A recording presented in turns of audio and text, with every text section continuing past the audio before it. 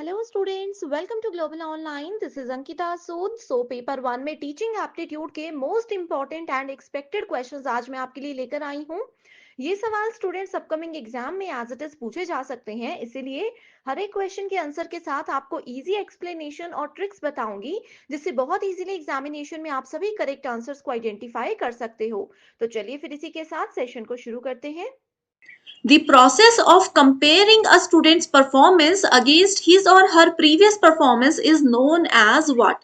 So देखिए, teaching learning के दौरान जब क्लासरूम में किसी एक पर्टिकुलर स्टूडेंट की परफॉर्मेंस को उनके ही पिछले परफॉर्मेंस के साथ कंपेयर किया जाता है, तो वो कौन सा मूल्यांकन, वो कौन सा असेसमेंट कहलाता है। ओके, सो ये बहुत इंपॉर्टेंट है। इवैल्यूएशन सिस्टम के टाइप्स में से ये क्वेश्चन आया है। सो देखिए स्टूडेंट्स, जैसे मान लीजिए किसी एक बच्चे के यूनिट टेस्ट 1 में कितने मार्क्स आए हैं, यूनिट टेस्ट 2 में, यूनिट टेस्ट 3 में कितने मार्क्स आए हैं, उनको कंपेयर किया जाता है और ये चेक किया जाता है कि स्टूडेंट की प्रोग्रेस जो है वो सही हो रही है या फिर स्टूडेंट और पीछे की तरफ को जा रहे हैं। तो इस इवैल्यूएशन को कहा जाता है, ऑप्शंस हैं डायग्नोस्टिक इवैल्यूएशन। डायग्नोस्टिक इवैल्यूएशन में तो हम ढूंढते हैं कि बच्चे को लर्निंग में क्या प्रॉब्लम आ रही है, तो ये वाला तो बिल्कुल नहीं होगा। अगली है समेटिव इवैल्यूएशन, वो होती है जिसमें ग्रेड्स, परसेंटेज या फाइनल रिजल्ट्स बच्चे को बताए जाते हैं। तो इस क्वेश्चन में ऐसी भी कोई बात नहीं की गई है। तीसरा ऑप्शन है इप्सेटिव असेसमेंट, तो ये है इसका सही answer, that is option number 3।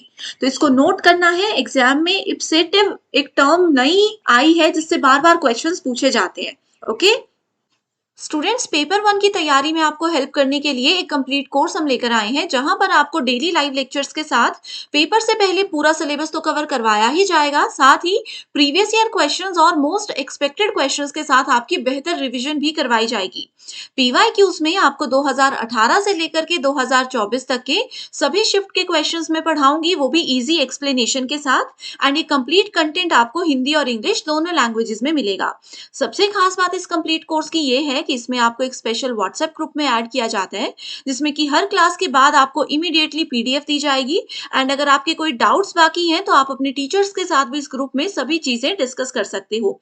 1 year की वैलिडिटी के साथ ये कोर्स रहेगा, जिसके न्यू बैच की एडमिशन अभी चल रही हैं। तो आपको ये 2 नंबर्स दे रही हूँ, व्हाट्सएप पर आप हमें कॉल या मैसेज करके पूरी जानकारी ले सकते हो। साथ ही कुछ फ्री वीडियोस और मॉक टेस्ट को जरूर अटेम्प्ट करना, जो कि ग्लोबल ऑनलाइन ऐप में अवेलेबल है। स्टोर सेक्शन पर आपको सर्च बार में लिखना है UGC net 2025 paper 1।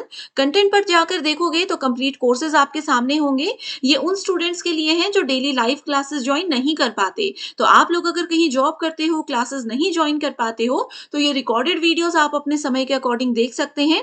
And daily live classes भी आपको ऐप में हम प्रोवाइड करवाते हैं। तो ये एक ऐसा कोर्स है जो कि डेफिनेटली स्टूडेंट्स आपको फर्स्ट अटेम्प्ट में भी एग्जाम में बहुत अच्छा स्कोर करने में हेल्प करेगा।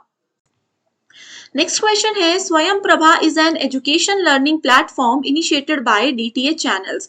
सो देखिए, स्वयं प्रभा हमें पता है कि डीटीएच चैनल सर्विसेज के थ्रू एजुकेशनल प्रोग्राम्स टीवी के जरिए बच्चों तक पहुंचाते हैं। एंड इसमें टोटल 40 डीटीएच चैनल्स होते हैं, राइट। स्वयं प्रभा किनके द्वारा प्रारंभ किया गया था? ऑप्शंस है ministry of human resource and development, जिसको एमएचआरडी के नाम से जाना जाता है, अब इसका नाम बदल दिया गया है मिनिस्ट्री ऑफ एजुकेशन। दूसरा है UGC, university grant commission, consortium for educational communication या फिर all India council for technical education. इस क्वेश्चन का सही आंसर है option number 1, that is ministry of human resource development, जिसको अभी मिनिस्ट्री ऑफ एजुकेशन MOE का नाम दिया गया है। नेक्स्ट क्वेश्चन है, स्टूडेंट्स, अगर आपको ये सेशन पसंद आ रहा है और आप चाहते हो कि ऐसे ही क्विक एमसीक्यू सेशंस को हम एग्जामिनेशन तक कंटिन्यू करें, तो आप मुझे जरूर कमेंट करके बता सकते हो। एंड ये क्वेश्चन सीरीज बहुत हेल्प करेगी आपका पूरा सिलेबस इजीली कवर करने में। Arrange the stages of Piaget's theory of cognitive development in ascending order. देखिए, पियाजे ने कॉग्निटिव डेवलपमेंट यानी कि संज्ञानात्मक विकास के लिए, मेंटल डेवलपमेंट के लिए कुछ थ्योरीज बनाई थी, जिसमें कि वो 4 स्टेजेस पर काम करते हैं। ओके, ये 4 स्टेजेस के नाम आपके सामने दिए हुए हैं, आपको इनको सिर्फ एक असेंडिंग ऑर्डर में, आरोही क्रम में अरेंज करना है। सबसे पहले जो छोटे बच्चे से शुरुआत पियाजे ने की थी, इनका कहना था कि जो सबसे छोटा 0 से 2 साल का बच्चा होता है, वो जो भी चीजें सीखता है वो अपनी सेंसेस यानी कि अपनी इंद्रियों से सीखता है। आसपास के लोगों को सुनकर, उनको ध्यान देकर, उन सब चीजों से छोटा बच्चा सीखता है सेंसेस से। तो सेंसेस से आपने याद रखना है सेंसरी मोटर स्टेज। तो सेंसरी मोटर स्टेज होगा हमारा सबसे पहला option. Okay, so sensory motor stage that is option number C. And यहाँ पर आप देख सकते हो सिर्फ एक ही ऐसा क्वेश्चन है, एक ही ऐसा ऑप्शन है जहां पर सी से हम शुरुआत कर रहे हैं। बाकी के भी देख लेते हैं। अगला है प्री ऑपरेशनल, जिसमें कि 2 से 5 साल तक के बच्चे को इंक्लूड किया जाता है। ऑलरेडी ये वीडियोस हमने ऐप में पढ़ी हुई हैं, आप उसको जरूर देख सकते हो, लिंक भी डिस्क्रिप्शन बॉक्स में मैं ऐड कर दूंगी। तीसरा स्टेज आता है कंक्रीट ऑपरेशनल, जिसमें कि 5 से 7 साल के बच्चे को कंसीडर किया जाता है। और लास्ट आता है फॉर्मल ऑपरेशनल स्टेज, जिसमें कि 7 से 12 साल का बच्चा इंक्लूड किया जाता है। ओके, अब इसके कीवर्ड्स हैं, जैसे सेंसरी मोटर के कीवर्ड है सेंसेस, अपनी इंद्रियों से बच्चा सीखता है। कंक्रीट ऑपरेशनल में बच्चा इमेजिनरी जिंदगी में जीता है, यानी कि इमेजिनरी जिंदगी मतलब वो सब सुपर हीरोज ये सब चीजों को ना सच मानते हैं। तो ये कुछ कीवर्ड्स हैं जो आपको याद रखने हैं। एंड सही आंसर है ऑप्शन नंबर 2। नेक्स्ट क्वेश्चन है, which of the following is a technique to provide right kind of support in right amount at right time to increase child's competency. Okay, बहुत ही ज्यादा इंपॉर्टेंट क्वेश्चन है। इसमें पूछा गया है, पहले ये बताती हूँ कि ये टॉपिक कौन सा है।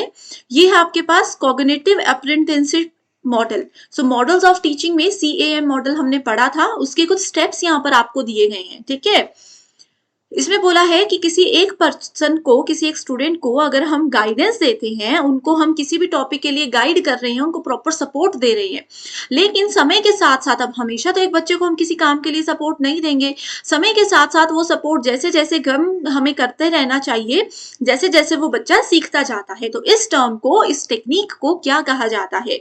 Options are scaffolding, assistance, accommodation या फिर स्कीमास। सो इस क्वेश्चन का सही आंसर क्या होगा? Option number 1 that is scaffolding. So cognitive apprenticeship model में हमारे पास 6 स्टेप्स होते हैं, जिसमें से थर्ड स्टेप होता है हमारा स्कैफोल्डिंग। अब यहाँ पर एक होमवर्क क्वेश्चन मैं आपको दे रही हूँ, मुझे बताइए कि मुझे कॉग्निटिव अप्रेंटिसशिप मॉडल के स्टेप्स आप लोग कमेंट करके बताइए। अगर आपको ये नहीं आते हैं, ठीक है, नहीं पता कि स्टेप्स क्या हैं, तो भी आप मुझे कमेंट कीजिए, मैं उसके जो वीडियो है उसका लिंक आपके साथ फिर शेयर कर। नेक्स्ट क्वेश्चन है, which of the following are the strategies of cognitive apprenticeship to develop higher order skills among learners. So यही वो मॉडल है जिसकी हम बात कर रहे थे। ओके, संज्ञानात्मक प्रशिक्षुता की रणनीति इसको कहा जाता है। ये मॉडल हमें बताता है कि जब भी आप किसी ऑर्गेनाइजेशन में जाते हो तो वहां पर डायरेक्ट आपको काम नहीं दे दिया जाता, पहले वो ऑर्गेनाइजेशन आपको सिखाती है कि कैसे उनके सॉफ्टवेयर्स, कैसे उनके प्रोडक्ट्स को आपको यूज करना है। सो इसमें कुछ स्ट्रेटेजीज हैं हायर ऑर्डर स्किल डेवलपमेंट के लिए जो यूज की जाती है। ऑप्शंस है mentoring, collaboration, socializing. Second option भी आप देख सकते हो, इसमें बोला गया है, सेकेंड ऑप्शन में बोला गया है मॉडलिंग, कोचिंग एंड स्कैफोल्डिंग। तो ये वाला तो एक बिल्कुल सही ऑप्शन आप लोगों के सामने है। ठीक है, मॉडलिंग यानी कि पहले जो आपका ट्रेनर है वो आपको काम करके दिखाएंगे, आपने सिर्फ उनको देखना है। उसके बाद कोचिंग आता है, उसके बाद इसमें बोला जाता है कि जो अभी तक आपने देखा उसको एक बार खुद ट्राई करने की कोशिश कीजिए।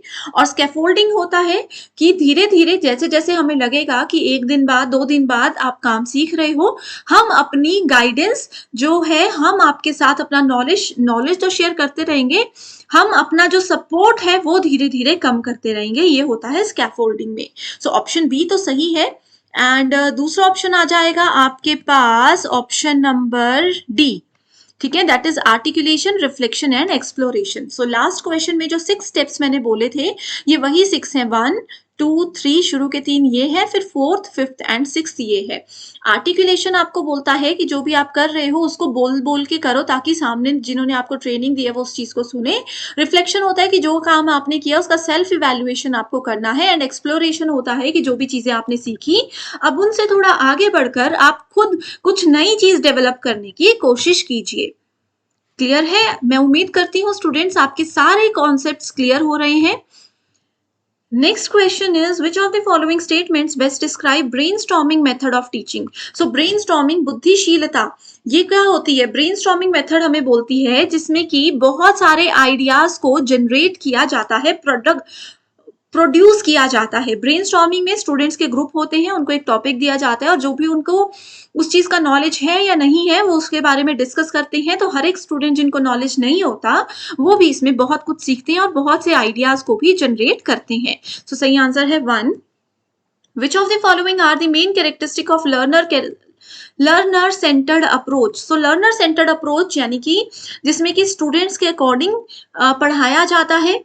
ओके, स्टूडेंट्स जैसा पढ़ना चाहते हैं इजी वे में उनको पढ़ाया जाता है।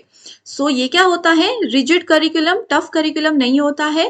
Then we have centred on cooperative determination of subject matter, यानी कि इसमें बोला गया है कि जो भी आपका सब्जेक्ट है उसके साथ बच्चों को सिंपलेस्ट फॉर्म में पढ़ाया जाता है, तो ये सही होगा। It is mainly centred on teachers need, teachers need है तो ये टीचर सेंटर्ड होगा, लर्नर सेंटर नहीं होगा। It lays emphasise on variability of exposure, ठीक है, यानी कि इसमें कुछ नया बच्चों को सिखाया जाता है, अलग अलग तरीके से बच्चों को पढ़ाकर यहाँ पर नई चीजें सिखाई जाती है। तो सही आंसर है option number B and D, that is option number 3। The channels of Swayam Prabha are uplinked from BISAG. So BISAG कहाँ पर है ये पूछा गया है, ठीक है। जितने भी चैनल्स है स्वयं प्रभा में वो बायसैग ने ही हैंडल किए हुए हैं, यही इसके लिए रिस्पॉन्सिबल है और इनका ऑफिस है गांधीनगर, गुजरात में। Next question is, which assessment will be given to learners during the course of instruction rather than after it is completed? तो ये क्वेश्चन का आंसर देखिए मैं आपको नहीं बताऊंगी, जो बच्चे रेगुलर मेरे पास पढ़ रहे हैं उनको इसका आंसर जरूर आता होगा, है ना। तो मुझे बताइए कि कक्षा के दौरान जो इवैल्यूएशन, जो मूल्यांकन होता है वो कौन सा मूल्यांकन होता है? तो इसका सही आंसर कमेंट करके बताइए। नहीं आता है तो भी कमेंट कर दीजिए ताकि मैं उस वीडियो का लिंक आपको दे दूं।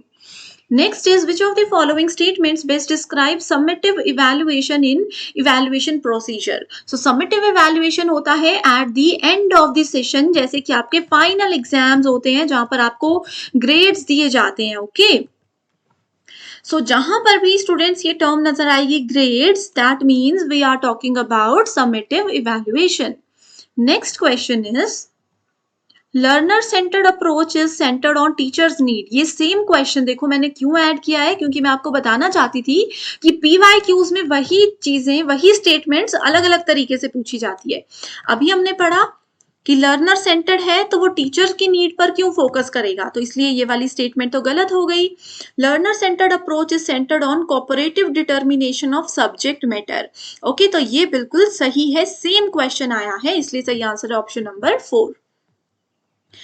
A learner combines his or her previous schemas or modifies them as per new experiences। बहुत ही ज्यादा इंपॉर्टेंट क्वेश्चन है। सो जो हमने अभी कॉग्निटिव अप्रेंटिसशिप मॉडल पढ़ा था उसी में से ये टर्म उठाई गई है। तो देखिए इसमें बोला है कि एक पर्सन के पास अगर कोई पुराना नॉलेज है, मान लीजिए एक छोटे बच्चे को पता है कि जिसके पास 4 लेग्स होती हैं, 1 टेल होती है, वो क्या होता है, वो डॉग होता है। दूसरी बार बच्चे ने आकर, बच्चे के सामने कैट आ गई, बच्चे ने उसको भी डॉग बोल दिया, लेकिन फिर हमने उस बच्चे को बताया कि डिफरेंस क्या होता है कैट और डॉग में, ठीक है, वो कैसे उनकी आवाज होती है, क्या डिफरेंस होते हैं, ये हमने बच्चे को बताया। तो यही चीज होती है जो इस क्वेश्चन में पूछी गई है कि लर्नर ने कंबाइन किया अपना प्रीवियस नॉलेज और अपने नए एक्सपीरियंस को भी ऐड किया और उस चीज को थोड़ा सा मॉडिफाई कर दिया। तो इस चीज को हम क्या बोलते हैं, स्कीमा को हम क्या बोलते हैं? अकोमोडेशन, असिमिलेशन, अडेप्टेशन या फिर इक्विलिब्रेशन। सो सही आंसर है option number 1, that is accommodation. Okay, पुराने नॉलेज को तो रखा ही, साथ ही नया नॉलेज भी हमने दिया और डिफरेंस भी बताया कि दोनों में क्या फर्क था, that is called accommodation. Assimilation का मतलब होता है आत्मसात्करण, असिमिलेशन यहां तक था जब उस बच्चे ने 4 legs 1 tail को देख करके कैट को डॉग बोल दिया।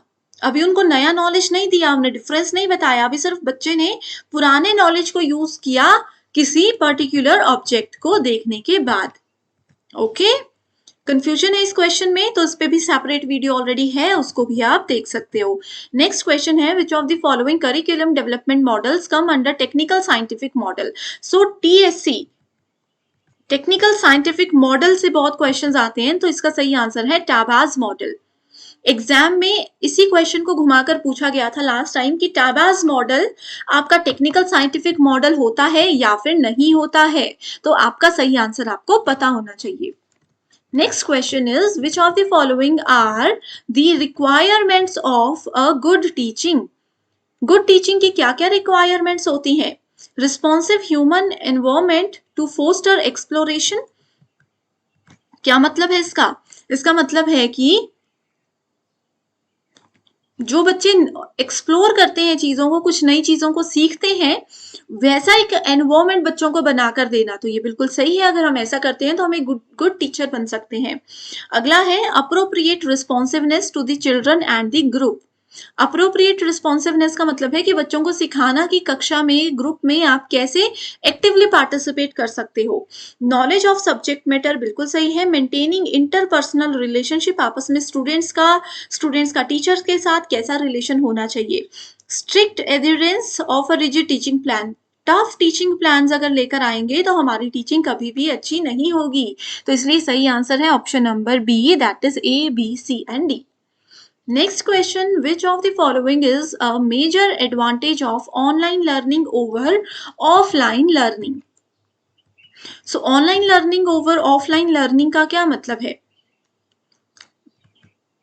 कि ऑनलाइन लर्निंग के क्या क्या फायदे हैं अगर हम उसको ऑफलाइन लर्निंग के साथ कंपेयर करते हैं।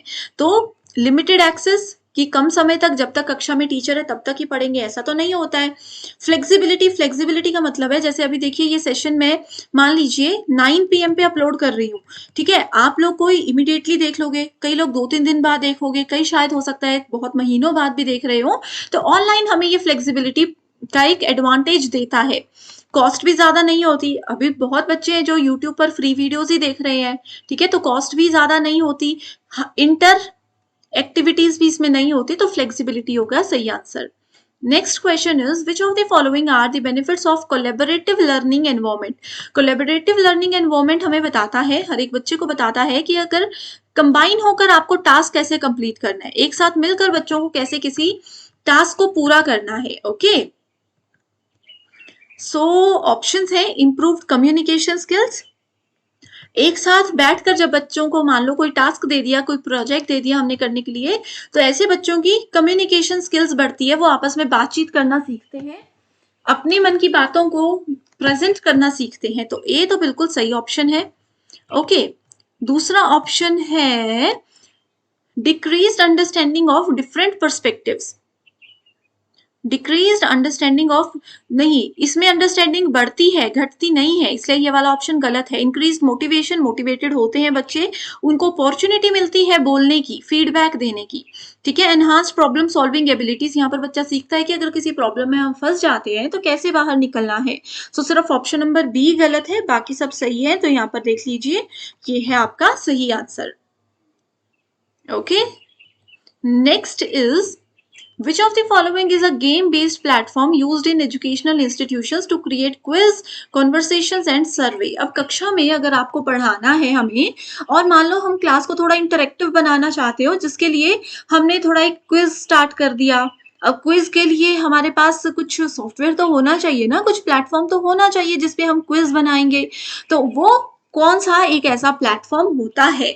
ऑप्शंस हैं आपके पास, क्लास क्राफ्ट, पेडलेट, गूगल क्लासरूम या फिर कहूट। तो सही आंसर है option number 4, that is कहूट।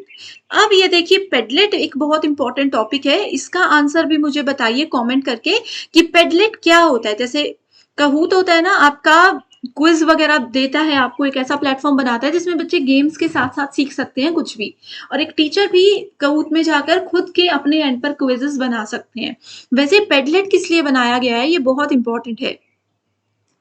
Which of the following are game-based learning platform, so खेल खेल में बच्चों को सिखाना अगर चाहते हैं तो कौन कौन सी चीजें उसमें हैं। तो देखो सबसे पहले कहूत तो हो गई, अभी हमने देखा। तो इसमें भी ए ऑप्शन नहीं है, इसमें भी ए ऑप्शन नहीं है। अच्छा इसमें ए यहाँ पर है, ठीक है, इसमें ए ऑप्शन नहीं है, इसको हमने पहले ही डिलीट कर देना है। Then we have B option जिसका नाम है सोक्रेटिव, ये भी आप लोगों को गेम्स के थ्रू ही बच्चों को सिखाने के लिए एक ऐसा प्लेटफॉर्म देता है। क्विज, क्विज नाम का भी एक एप्लीकेशन है जो कि टीचर्स को हेल्प करता है कि वो अपने जो भी क्वेश्चंस बच्चों से पूछना चाहते हैं वो कैसे इंटरेक्टिव वे में गेम्स के जरिए बच्चों से पूछे। ई पीजी पाठशाला नहीं आएगा, एडमोडो भी नहीं आएगा। ओके, तो सही आंसर है ए, बी एंड सी। ये देखिए पेडलेट का क्वेश्चन मैंने पूछा था अभी, ये PYQ है आपके सामने। Padlet is a game based platform used in educational institutions to create quiz, conversations and surveys. तो ये तो पेडलेट की डेफिनेशन नहीं है, है ना? नहीं है ना? ये किसकी है? कहूत की डेफिनेशन है, अभी हमने पढ़ा। तो देखो स्टूडेंट्स, अब तो मुझे पूरा पता है कि आप लोग अब तक तो समझ ही गए होंगे कि कैसे क्वेश्चन एग्जाम में आते हैं। अगर आपने वो कहूत वाला अच्छे से पढ़ा होता तो ये क्वेश्चन आपका बिल्कुल गलत नहीं हो सकता था, है ना? तो इसीलिए PYQs प्रैक्टिस करना बहुत जरूरी होता है। स्टेटमेंट 2 बोलती है Seesaw is an app based platform that allow student to work together on texts, PDFs, drawings and videos etcetera. तो सीसॉ एक ऐसा ही प्लेटफॉर्म होता है जो कि बच्चों को बोलता है कि आपको PDF शेयर करनी है, ड्राइंग्स शेयर करनी है, वीडियोस के जरिए कुछ सीखना है, तो वो सब बच्चे कर सकते हैं। तो first option is incorrect and second is absolutely correct. तो सही आंसर है option number 4। Which tools will be used to prepare schedules and class timetables? So class timetables अगर बच्चों के लिए बनाना है एज अ टीचर आपको, तो कौन से सॉफ्टवेयर्स को आप यूज कर सकते हो, कौन से प्लेटफॉर्म्स आपको मिलते हैं? ऑप्शंस है माइक्रोसॉफ्ट आउटलुक। सो माइक्रोसॉफ्ट आउटलुक भी आपको ये हेल्प करता है। ट्रेलो भी एक ऐसा सॉफ्टवेयर है जो कि क्लास में टाइम टेबल बनाने में आपको मदद करता है। एंड गूगल कैलेंडर्स, टैली तो नहीं है, टैली तो अकाउंट्स मेंटेन करने के लिए एक सॉफ्टवेयर है, राइट? तो सही आंसर होगा option number A, B and C only. Okay, I hope students आपको ये सेशन बहुत पसंद आया है। नेक्स्ट भी अगर आप चाहते हो कि टीचिंग एप्टीट्यूड के ऐसे ही इंपॉर्टेंट क्वेश्चंस की सीरीज में लेकर आऊं, या फिर किसी नेक्स्ट यूनिट के MCQs आप चाहते हो, जैसे रिसर्च, हायर एजुकेशन, ICT, कोई भी यूनिट आप चाहते हो, तो उस यूनिट के क्वेश्चंस भी मैं आपके लिए लेकर आऊंगी। बस आपकी जो भी डिमांड है वो मुझे कॉमेंट करके बता दीजिए। So thank you so much for watching this video and I wish you all the very best.